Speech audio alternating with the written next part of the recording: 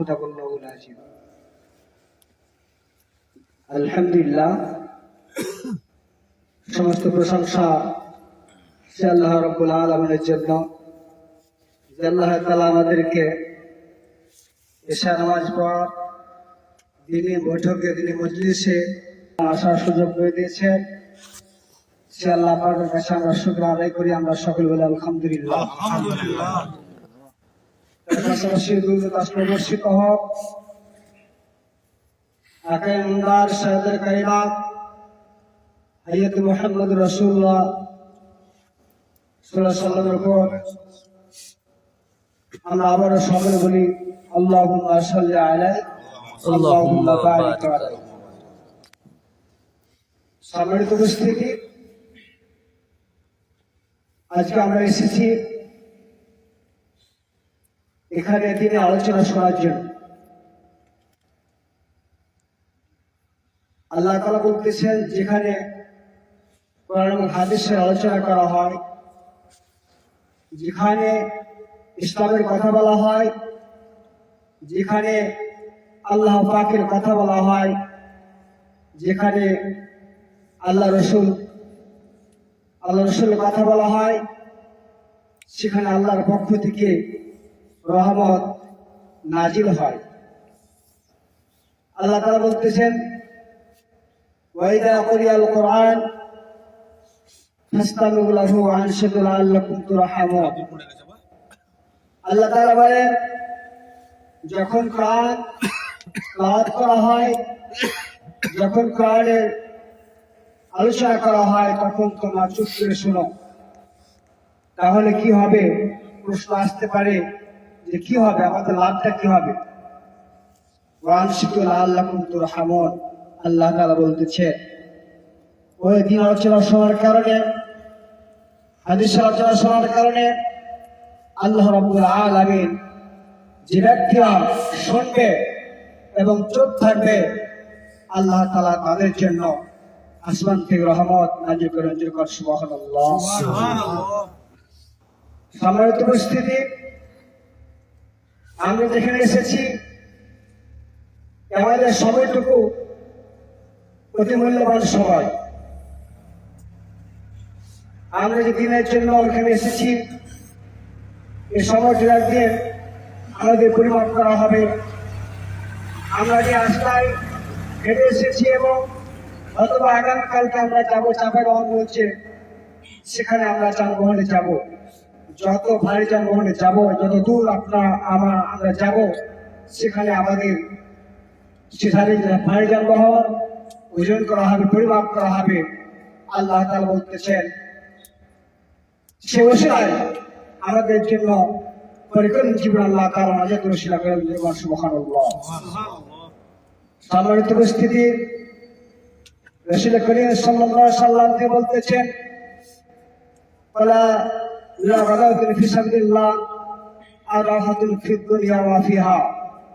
আল্লাহ রাসূল বলেছেন, দ্বীনের জন্য, ইসলামের জন্য, ইসলামকে কায়েম করার জন্য যারা একটা সকাল কিংবা একটা বিকাল সময় দান করবে, আল্লাহ রাব্বুল আলামিনের নবী বলতেছেন, সে সময়টুকু দুনিয়ার সমস্ত সম্পদ বিক্রি করলে, দুনিয়ার সমস্ত সম্পদ উৎসর্গ করলে যে সওয়াব আল্লাহ তাআলা তার আমল নামায়, তার চেয়ে বেশি বেশি আল্লাহ তাআলা সওয়াব দান করেন। সুবহানাল্লাহ। সম্মানিত উপস্থিতি, তাহলে আমরা এখানে এসেছি, আমরা আসতে পেরে আমরা আনন্দিত না আমরা আনন্দিত? আমরা আনন্দিত। তার কারণ আল্লাহ রাব্বুল আলামিন বলতেছেন, ওয়া খালাকতুল জিন্না ওয়াল ইনসা ইল্লা লিয়াবুদুন।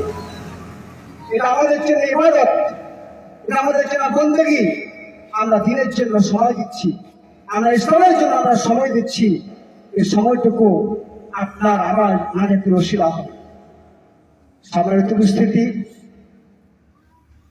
আল্লাহ রাব্বুল আলামিনের বিরুদ্ধে কালাম থেকে একটা আয়াত তেলাওয়াত করেছি।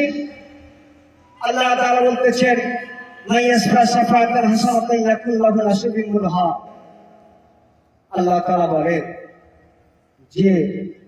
যে বা যারা কোন মানুষকে সৎ সুপারিশ করবে, সৎ সমর্থন করবে এবং সমর্থন করার পরে যে মানুষেরা, যে দায়িত্বশীলরা, যে নেতারা যত সৎকর্ম করবে, যত মানুষকে ইসলামের আর্থিক আহ্বান করবে, যত মানুষকে কষ্ট দিবে না, কষ্ট থেকে লাঘব করবে, যত মানুষকে ভালোবাসবে, যত মানুষের বিপদে মুসিবতে সাহায্য সহযোগিতা করবে, আল্লাহ তাআলা বলতেছেন আমরা যেরকম ভাবে আমাদের মোবাইলে ফ্লেক্সি দেই না, আমরা বলে ফ্লেক্সি দেই কি না, দেখা যায় যে ফ্লেক্সিওয়ালার কাছে আমরা যখন যাই বলি যে ভাই 30 টাকা আমাদের মোবাইলে দেওয়া হয়, দেখা যায় ফ্লেক্সিওয়াল যে দেয় আমার মোবাইলে জমা আসে।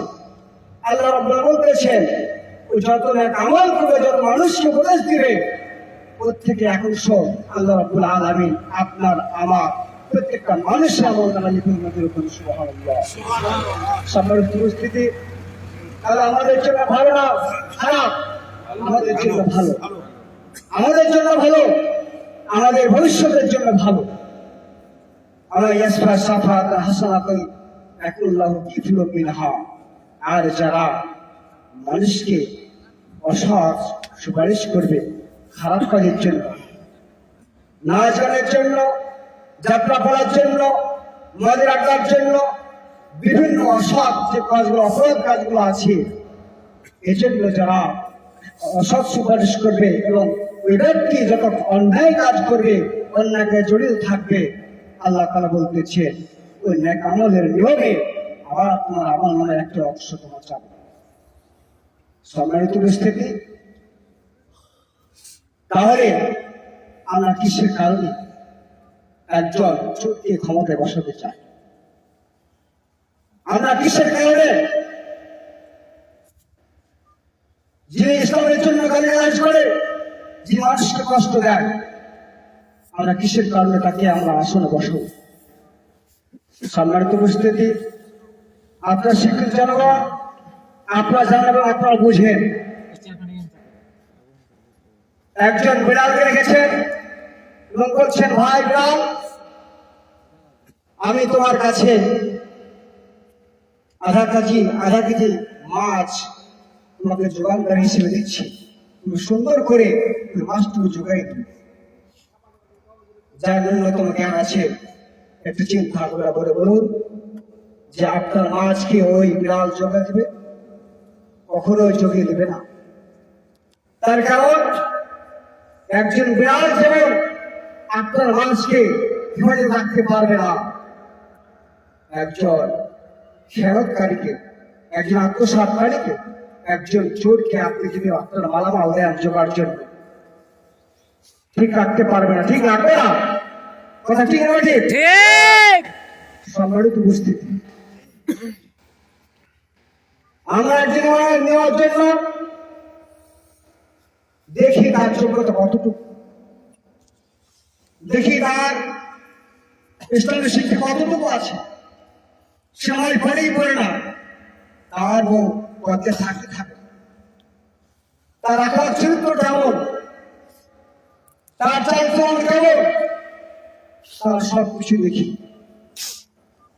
আপনার একটা গ্রামের হয়তো 300, 500, 700 মানুষের ইমামকে আপনি দেখছেন যে তার আচরণ, তার ব্যবহার বিধি কেমন, অথচ একটা ডিস্ট্রিক্টের যে ইমাম, যে দায়িত্বশীল, তিনি একটিবার আপনি দেখবেন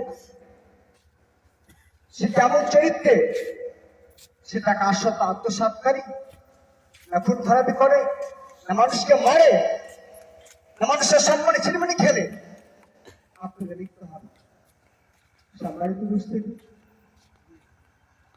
আমি কথাটি হেড করতে চাই না। আল্লাহ পাক আমাদের সকলকে যেন আমাদের সমর্থন, আমাদের সুপারিশ, আমাদের মনোসমর্থনটা আমরা যেন একজন সৎবান, ঘনিষ্ঠবান, একনিষ্ঠবান ব্যক্তিকে আমরা দিতে পারি, এবং আমরা যেন ইসলামের জন্য, দ্বীনের জন্য আমাদের সম্পদ থেকে, আমাদের টাকা থেকে, পয়সা, ধন থেকে, মাল থেকে এবং আমাদের ছেলে মেয়ে সকলকে যেন আমন্ত্রণ করতে পারি, এবং আমরা সকলের জন্য, ইসলামের জন্য, দিনের জন্য আমরা যে সময় দিতে পারি, আল্লাহ পাক আমাদের সকলকে আমাদের এরকম মনস্কার আল্লাহুম্মা আমিন। ওয়া আখির দাওয়ানা আলহামদুলিল্লাহি রাব্বিল আলামিন। আসসালামু আলাইকুম ওয়া রাহমাতুল্লাহি ওয়া বারাকাতুহু। ওয়ালাইকুম আসসালাম।